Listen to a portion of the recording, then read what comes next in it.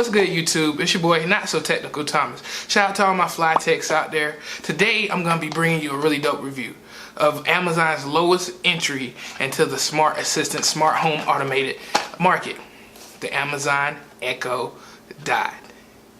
You know, on this channel, we really don't do unboxings. We don't care about the box. We care about what's practical. I don't care about the motherboard, the hard drives, and all that cool stuff. I'm going to give you what you need to know for this to fit practically in your life, if it will or if it won't. Stick with me. So what's good, FLYTEKS? Right here we have it. The beautiful, the sleek Amazon Echo Dot. Look at those lights.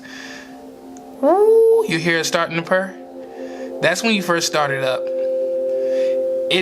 I guess we jump right into the positives. Hello. I guess we jump right into the positives. This thing had to be one of the most easiest devices to set up right out the box. I always grade things on how easy it would be based on would I give this to my mom and how much instruction would I have to give to her? Very little. And my mom's not that good with tech. So yeah, so this thing is sleek, it's smooth, it's clean, simple Amazon logo across the front. Yeah, it's as far as aesthetics and ease of setup, it's 10 out of 10, honestly. It's really easy. The app is a free download from the iOS or Amazon stores or the Google Play Store. Yeah, so as far as that goes, this initial setup is just a breeze. You could give this to a family member, do a small walkthrough with them, and it's gonna be pretty easy. Like I said, it's all sleek, so it's small, it's black, it's low profile. And that's why I like the actual Echo Dot versus, let's say, the other Amazon devices. Just because they're a little bit taller, and you know, this comes with its cons of being smaller, but if you want to just kind of throw this on the shelf somewhere or have it a little bit more indiscreet, this is gonna be the one for you. If you look at the top of it, we're gonna go ahead and go with the mute button. So when you're talking to her, you hit the mute button. You know, it won't pick up when you say certain things. Volume down, volume up, and the power button. Pretty simple. Really nothing's on the bottom. Power cord in the back. So yeah, as far as setup and look, I'm loving it. I'm loving it. Can't get any better. When you say Alexa, did you see that Star Trek light design? Did you see how it flashed on?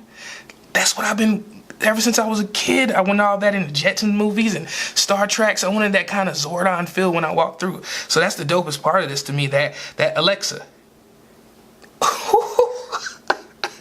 Just look. I don't even want anything. Don't even want anything. I'll pass. Thanks. I guess she doesn't want anything either. But yeah, so that's like the coolest part. Just the elegance of that simple LED light. It's just beautiful to me. Like, it just lights up the rim and it just gives you that cool holographic type of Star Trek Jetsons feel. And that's what we really get into these products for. We want that type of feel. We want that I done upgraded my home into the 21st century feel. And this really gives me that at a small fraction of the price in the comparative market. So yeah, like I said, it's very low profile. But the drawback to that is, if you're using this as your main music player, the sound is not good. But who buys this for a main music player? It's too small. If you want a main music player, I would say get a Bluetooth speaker or cast it to a Chromecast somewhere. But this is really for someone who likes the vocal features. Where this does shine is going to be on Audible and podcasts and things like that. That's just real vocal based and not really depending on different levels and variants in the music.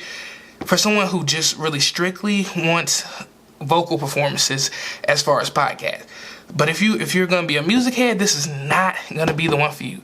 Go for the Tap, or go for one of other Amazon's devices that's a little bit more speaker heavy, or just go get a Bluetooth speaker. Really, it's cheap for a reason. It's cheap because it's an entry-level device, but it still gets the job done. I love that about that. I guess a drawback, if I had to list some drawbacks with this, keep in mind in regards to the price, you get what you pay for, so I'm pretty pleased. But if I had to nitpick, this is for someone who really lives in that Amazon ecosystem. You know what I'm saying? Like, if you're invested in the Audible, if you're an Amazon Prime member, you, like me, order from Amazon all the time, and you know, maybe if you're one of the few 3 people out there who have an Amazon phone. You know, this would be great for you. You can actually use your voice and order stuff off Amazon with this device. That's what makes it so cool. But if you don't order things off Amazon, like if I was to give this to my mother, she doesn't use Amazon at all. She doesn't use Audible. She doesn't use any of the Amazon services. So therefore, she would have trouble finding a usage for this in her everyday life. And, you know, that's what we're really looking for. Can I give this to a family member? Is it going to be easy to set up? And are they going to want to use this every day? So I have a couple other home assistant devices, and go check those out. Those will be coming to Google Home and everything else I got. This was a little bit of a force, and I'm somebody that's a Prime member. I order stuff almost every other day off Amazon. I somewhat live in the Amazon ecosystem, and it still was a force to use with certain things because she could be very, very, very difficult. Let me hit the mute button so I can say Alexa's name.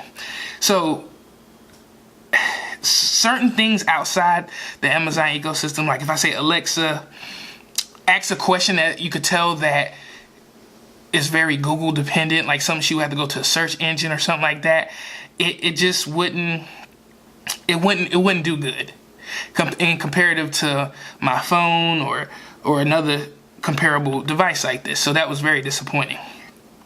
But like I said, those tomato, I mean, it tells you the basics, the weather, the traffic, your route. I can listen to, you know, books and all that cool stuff. So that's why I like it.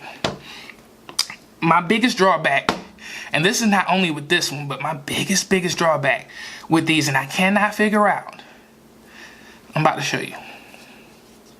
See, somebody start with this and then step up to the next level, and then, you know, whether you want to stay with Amazon assistants or go to something like Google Home or whatever you choose to go. There's like 100 of them now, but whatever you choose to go with, this is a good entry level device. Remember, there's no onboard battery. I think the Tap and the Echo have like an extended battery thing or whatever, you could take it on the go. So that's pretty cool if you want to be in that realm. But this has a bedside thing to ask it what time is it, tell you a joke, sing happy birthday. You can play little quizzes, download little extra applets to go with it. This is a pretty cool, awesome device, and I recommend it to everybody. Definitely not regret. So is this practical for your life? Is this practical for your life? On a scale from 1 to 10, I'm gonna give it an 8. Yeah, it's pretty practical. Maybe not for maybe an older person like my mom. Maybe I would have to show her how to incorporate it in her practical life because it is the Amazon ecosystem. But other than that, I say this is a go, man. Get this. This is Smasher approved. This is Not So Technical Thomas approved. This is FlyTek approved. Check the links below and pick you up one. Peace.